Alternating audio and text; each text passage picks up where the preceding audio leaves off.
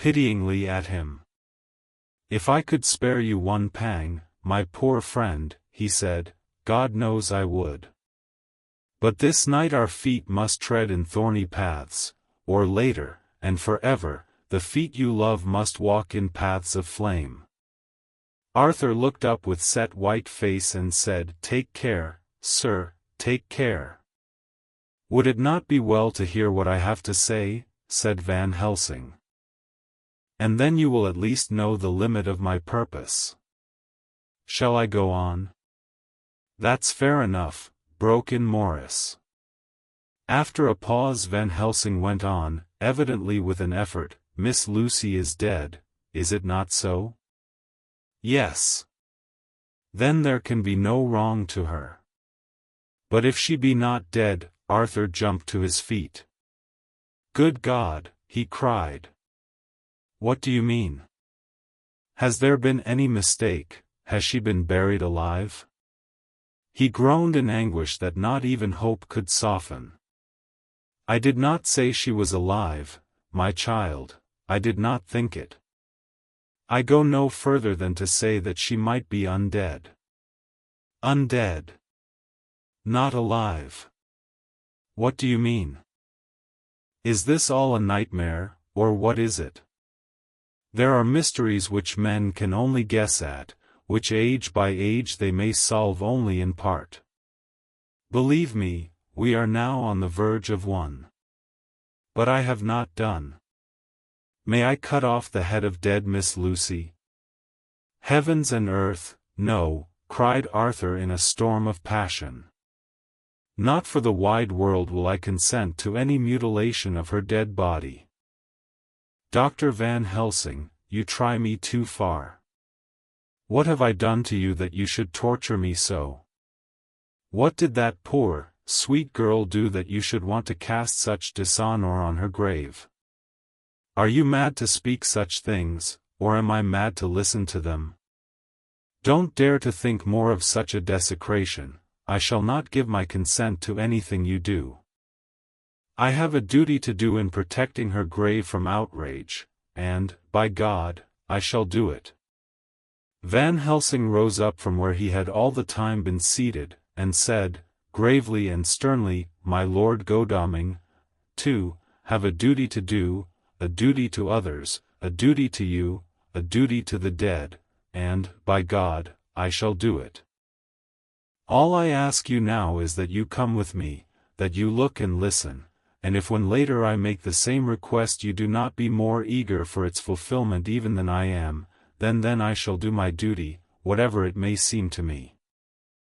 And then, to follow of your lordship's wishes I shall hold myself at your disposal to render an account to you, when and where you will." His voice broke a little, and he went on with a voice full of pity, "But, I beseech you, do not go forth in anger with me. In a long life of acts which were often not pleasant to do, and which sometimes did wring my heart, I have never had so heavy a task as now. Believe me that if the time comes for you to change your mind towards me, one look from you will wipe away all this so sad hour, for I would do what a man can to save you from sorrow. Just think. For why should I give myself so much of labor and so much of sorrow? I have come here from my own land to do what I can of good, at the first to please my friend John, and then to help a sweet young lady, whom, too, I came to love. For her I am ashamed to say so much, but I say it in kindness. I gave what you gave, the blood of my veins, I gave it, I, who was not, like you, her lover, but only her physician and her friend. I gave to her my nights and days before death, after death, and if my death can do her good even now, when she is the dead undead, she shall have it freely." He said this with a very grave, sweet pride, and Arthur was much affected by it. He took the old man's hand and said in a broken voice, "Oh, it is hard to think of it, and I cannot understand, but at least I shall go with you and wait." Dr. Seward's diary continued. It was just 12:15 when we got into the churchyard over the low wall.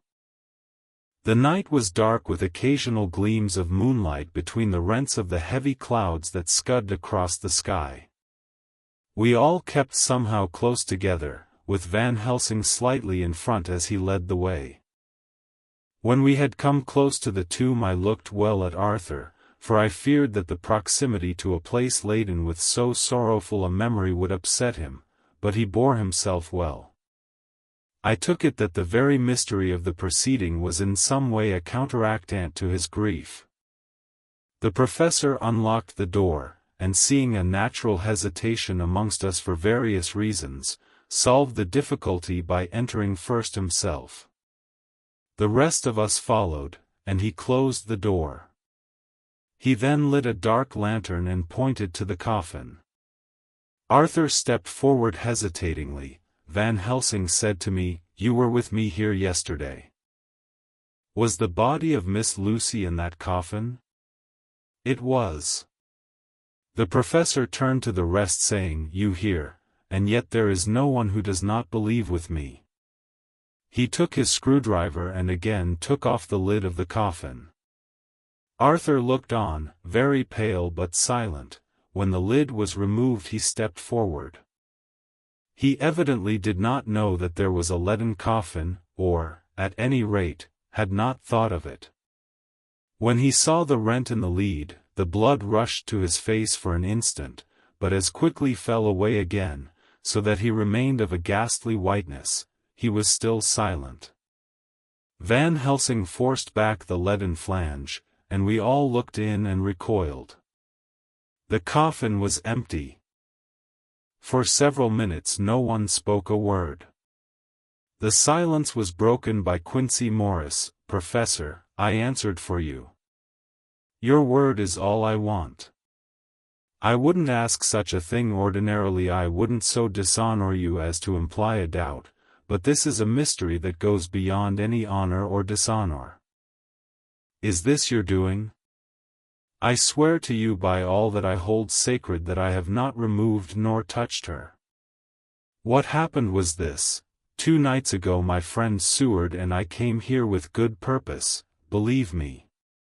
I opened that coffin, which was then sealed up, and we found it, as now, empty. We then waited, and saw something white come through the trees. The next day we came here in daytime, and she lay there.